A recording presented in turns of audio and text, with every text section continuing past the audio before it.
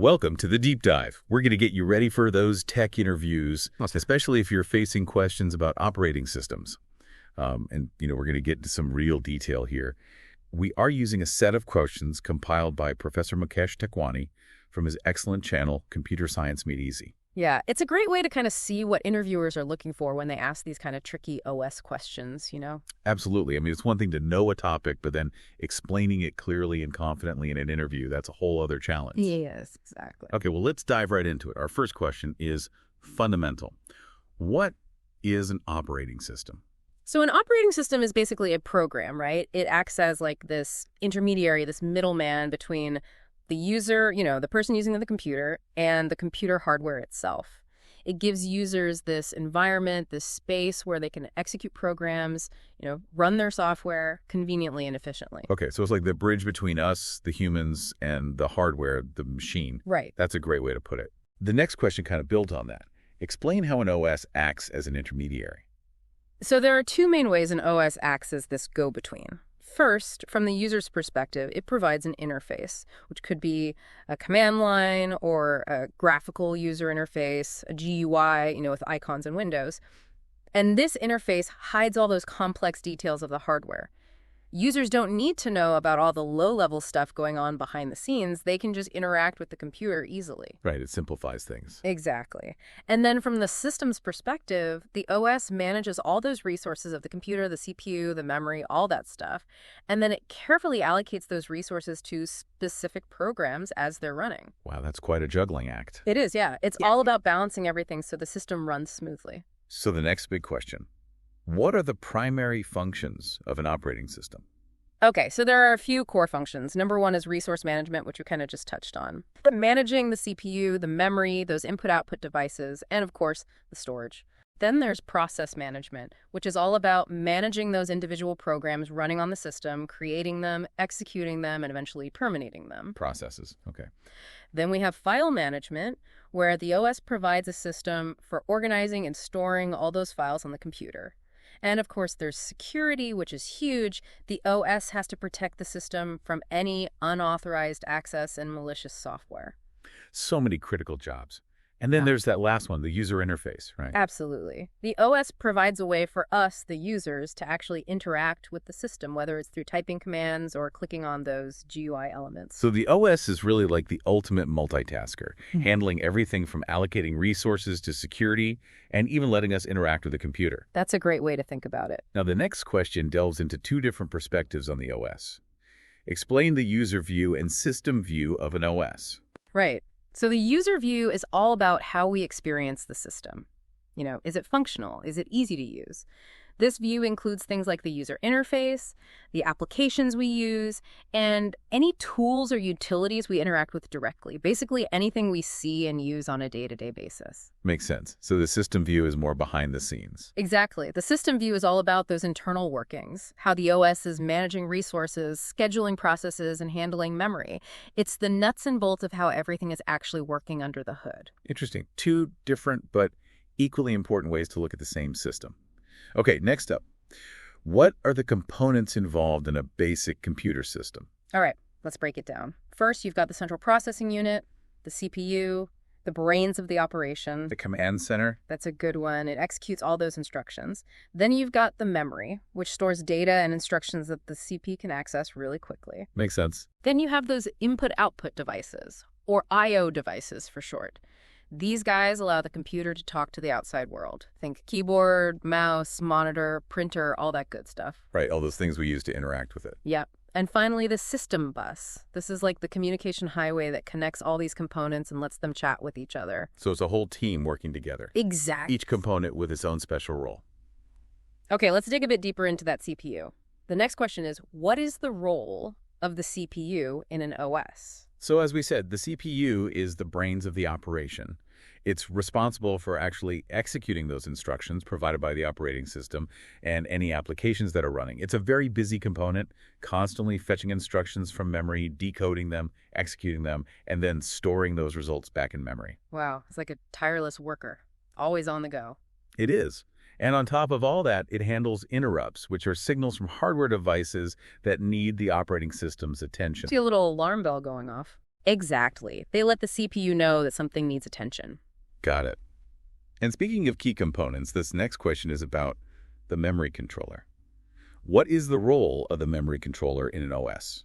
Okay, so the memory controller is basically this digital circuit that manages the flow of data going to and from the computer's main memory. So it's like the traffic cop for all those data requests. Keeping the memory flowing smoothly. Exactly. Some of its key functions are accepting those read and write requests from the CPU and other devices. Then it has to schedule and prioritize all those memory accesses. Plus, it has to detect and hopefully correct any memory errors that pop up. Wow, it's a demanding job. It is. And there's one more crucial task. It has to refresh dynamic RAM, which needs constant refreshing to retain the data. Okay, so that's a lot to keep track of. Yeah. Now let's talk about what happens when we first power up our computer. What happens when a computer system starts? All right, so when you hit that power button, the computer goes through a series of steps. First, there's the power on self-test, or posters for short.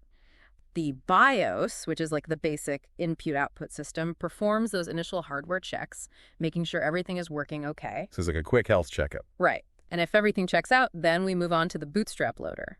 This is a tiny program stored in ROM, read-only memory, and it's responsible for loading the operating system's kernel into memory. So it's like waking up the main program. Exactly. The Awesome. kernel is the heart of the OS. And once the kernel is loaded, it starts doing its thing. It sets up all those core functions of the system like memory management, process scheduling, and those device drivers we talked about earlier. So many behind-the-scenes activities. Definitely. And then essential system services get started, things like network connectivity and security protocols. And finally, the system prompts the user to log in so you can access your personalized settings and all your applications. From power on to user login. It's amazing how much happens in those few seconds. It is a pretty complex process. Now, what about those times when something unexpected happens? The next question asks, what is an interrupt and why is it important? Okay, so imagine you're the CPU, busy doing your thing, processing instructions. Then suddenly a hardware device needs attention, like your keyboard when you press a key, or maybe your printer when it runs out of paper. These are called interrupts. They're signals that tell the OS, hey, something needs attention over here. It's like a little nudge to get things moving. Exactly. And these interrupts allow the OS to handle all these asynchronous events, these things that pop up unexpectedly, without having to constantly check on every device all the time. They make things much more efficient. So they keep things running smoothly. Exactly. They're crucial for making sure the system can respond to those events quickly and keep everything in sync. Got it. Now let's zoom out to the bigger picture of how these systems are organized. What are the different types of computer system architectures? Okay, so we can categorize computer architectures into three main types. First, you have those single processor systems where one single CPU handles all the processing tasks. The classic solo act. Yep. Then you have multiprocessor systems where multiple CPUs work together to tackle all those tasks. And these can be further broken down into symmetric multiprocessing, or SMP, where all the CPUs share the same memory and resources. And then there's asymmetric multiprocessing, or ASMP, where each CPU has a specific role, almost like a specialized team. So it's about how the processing power is distributed. Precisely. And lastly, we have clustered systems where multiple interconnected computers work together like one big, powerful system. Think of it like a team of superheroes combining their powers. They provide high availability, meaning the system stays up and running even if one computer fails. They also offer fault tolerance and scalability. So it's all about teamwork and redundancy. Let's focus on multiprocessor systems for a second. What is the difference between symmetric and asymmetric multiprocessing? Okay, so with symmetric multiprocessing, or SMP, think of it as everyone sharing equally. You have multiple processors in a system, and they're all accessing the same memory, the same I/O resources, and they're all controlled by a single instance of the operating system. Everyone's on the same page, working together seamlessly. Got it. And with ASMP, it's more like a division of labor. Yes, exactly. With asymmetric multiprocessing, it's more of a master-slave relationship. You have a master processor calling the shots, and it assigns specific tasks to those slave processors. Each processor has its designated role, and they're not necessarily sharing everything equally. Okay, interesting distinction. So what is the main benefit of multiprocessor systems? Well, the main benefit is definitely increased performance and throughput. With more CPUs working together, the system can handle multiple tasks at the same time, leading to faster processing speeds overall. Like having more hands to get the job done. Exactly. Think of it like this. If you're editing a video, A multiprocessor system can handle all those complex effects and rendering much faster than a single processor system. Or in a server environment, multiple processors can handle those incoming requests from users much more efficiently. So it's all about efficiency and speed. Makes perfect sense. Now let's talk about those clustered systems. Explain how clustered systems work. All right, so imagine you have a group of computers, right? And they're all interconnected, working together as a single system. That's a clustered system in a nutshell. They share resources and distribute the workload to achieve that high availability, fault tolerance, and scalability we talked about. Okay, so it's all about teamwork and redundancy. Now let's shift gears a bit and talk about the structure of the operating system itself. Explain a layered OS structure. So a layered structure is kind of like building a cake, You've got those distinct layers, each serving a specific purpose. In an OS, those lower layers interact directly with the hardware, while the upper layers provide those services to applications and to the users. Okay, so it's like a hierarchy. Exactly. And this layered approach has a few advantages. First, it promotes modularity, meaning each layer can be developed and even modified independently. That makes the system easier to maintain and update. Makes sense. And then there's abstraction. Each layer basically hides all the complex details of the lower layers, providing a simpler interface for the layers above it. So it's kind of like each layer only needs to worry about its own tasks, not the nitty-gritty details of the layers below. And finally, there's flexibility. You can add new functionalities to the system easily just by adding a new layer or tweaking an existing one without having to redesign the whole thing. So it's a well-organized system with clear lines of responsibility, and it's adaptable to change. Now, about an alternative approach. Explain the microkernel approach in OS design. Right, so the microkernel approach is all about keeping the kernel, the core of the OS, really slim and trim. It moves most of the operating system services out of the kernel and into user space. So the kernel only handles the absolute essentials, like process scheduling, memory management, and those inter-process communications. Okay, so it's about delegating tasks. Exactly. And this approach has a few benefits. First, it results in a much smaller kernel size, which can improve performance and security. And because most services run outside the kernel, the system becomes more modular and flexible. You can easily add or remove services without affecting the stability of the kernel itself. That sounds pretty efficient. Now, what is the monolithic structure in an OS? Okay, so in contrast to the microkernel approach, a monolithic kernel is like one big all-inclusive package. It includes all those OS services bundled together into a single unit, like device drivers, file systems, memory management, the whole shebang. Okay, so it's all in one place. And then how does a modular OS structure differ from a monolithic one? So with a modular OS, the kernel is designed in separate modules, right? And these modules can be loaded and unloaded as needed. This gives you lots of flexibility. You can customize the system for specific needs and even add new features without having to rebuild the entire kernel. But with a monolithic kernel, everything's tightly integrated, so you can't really pick and choose which components you want. Okay, so it's flexibility versus an all-in-one approach. Got it. Now let's switch gears and talk about security, which is obviously crucial. What is dual mode operation in an OS?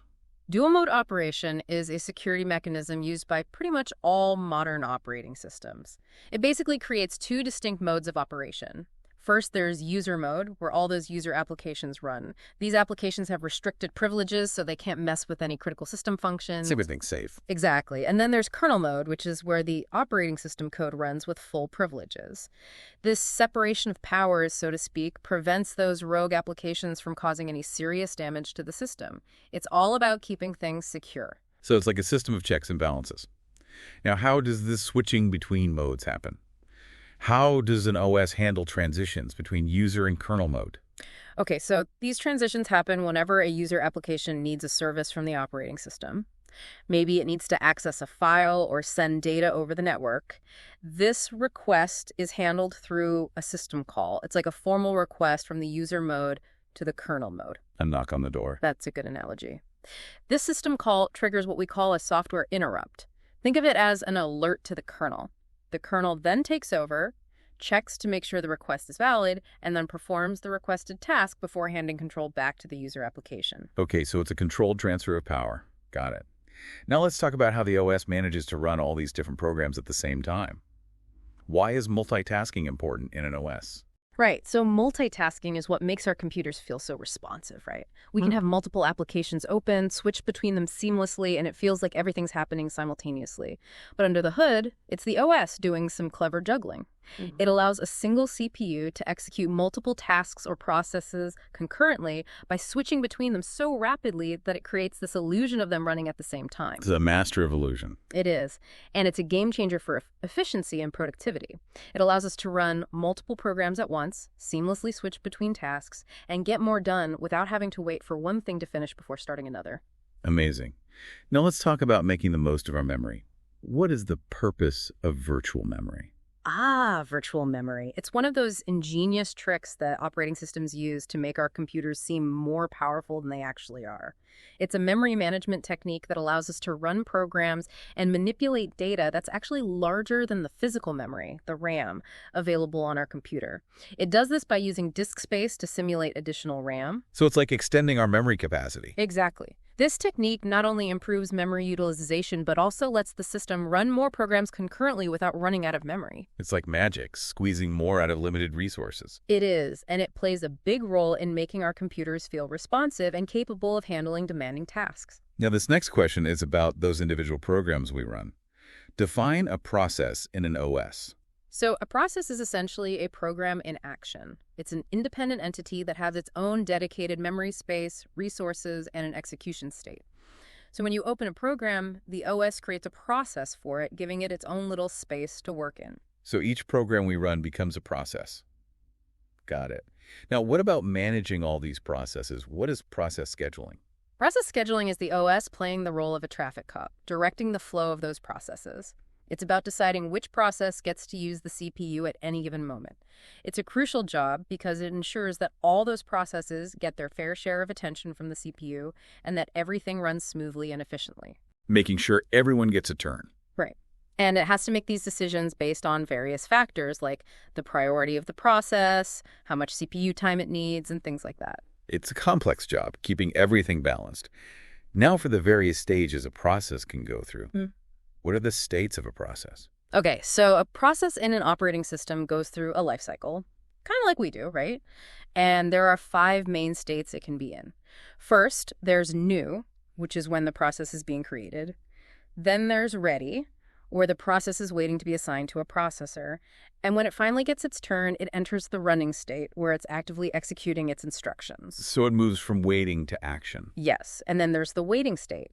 This is when the process is waiting for something to happen, like maybe it needs to access data from the hard drive, or it's waiting for input from the user.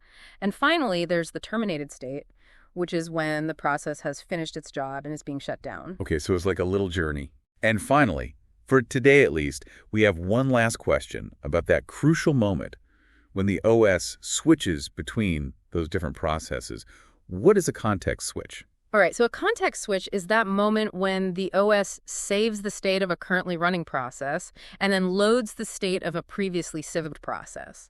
It's like taking a snapshot of where one process left off and then loading up the snapshot of another process so that it can continue from where it last stopped. And this is how the OS achieves multitasking, rapidly switching between processes to give us that illusion that everything is running at the same time. It's like a super fast switcheroo. Exactly, and it happens all the time, thousands of times per second, to keep everything running smoothly and responsibly. It's incredible how the OS manages all of this behind the scenes. It is. Well, that brings us to the end of part 1 of our deep dives into operating systems. We've certainly covered a lot of ground, from the basic definition of an OS all the way to the intricacies of context switching. And we've only just scratched the surface. That's right. There's so much more to explore. Be sure to join us for part 2, where we'll continue our journey through the world of operating systems, tackling even more challenging questions to help you ace that tech interview. And don't forget to check out Professor Mukesh Tekwani's channel, Computer Science Made Easy, for even more incredible insights and explanations. See you in part 2.